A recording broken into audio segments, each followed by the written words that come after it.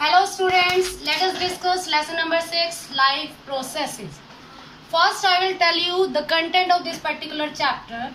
Contents are number 1, nutrition in plants and animal. Number 2, respiration in plants and animal.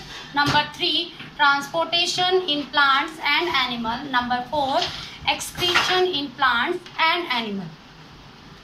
Now come to the main point which we will discuss in this video. We will discuss about life processes. What are life processes? Life processes are those processes which are required for maintaining our life, or we can say that for sustaining our life. These are examples of life processes. There are some more examples also. For example, metabolism, digestion, etc. These life processes, on the basis of these life processes, we can decide that an organism is alive or not. To determine this, let us talk about breathing. Breathing is also one of the life process. By breathing means by movement of our ribs inward and outward. You observe. In the same manner, by checking our pulse rate, by holding our hand above another hand and by checking our pulse rate, we can decide whether an organism is alive or not. Breathing and pulse rate, they actually show the visible movements. We can see or we can observe them. But there are some other movements also in our body. Such movements are called invisible movement. These invisible movements are actually movement of molecules. We can say that molecular movement. These molecular movements also help to decide whether an organism is alive or not. Why we are considering these movements? We are considering these movements because our body is basically made of molecules. These molecules help to make cells. Cells help to make tissues. Tissues help to make organs.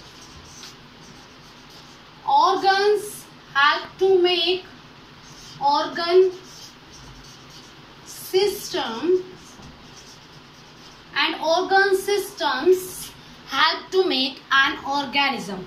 So basically in this organization, molecules are basic unit. So that's why by observing these molecular movements in our body, we can decide whether an organism is alive or not. Let us move to next topic regarding life processes, that is controversy regarding viruses.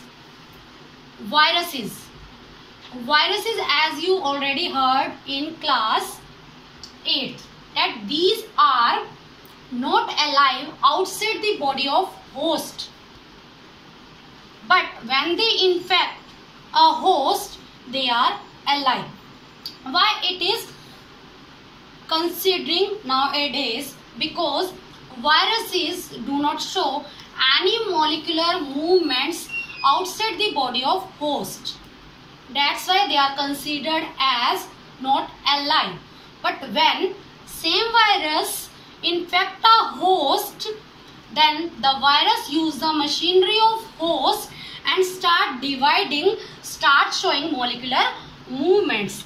That's why inside the body of host, viruses are considered as alive. Now next topic, based on that topic, one question is also given in NCERT in textbook.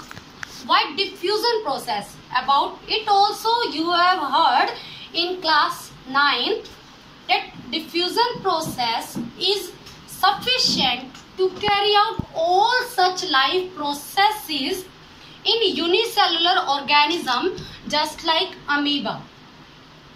But same process is insufficient to carry out all these life processes in multicellular organisms just like human beings? Let us move to answer of this question. Because unicellular organisms just like amoeba, they have their outer cell surface in direct contact with environment.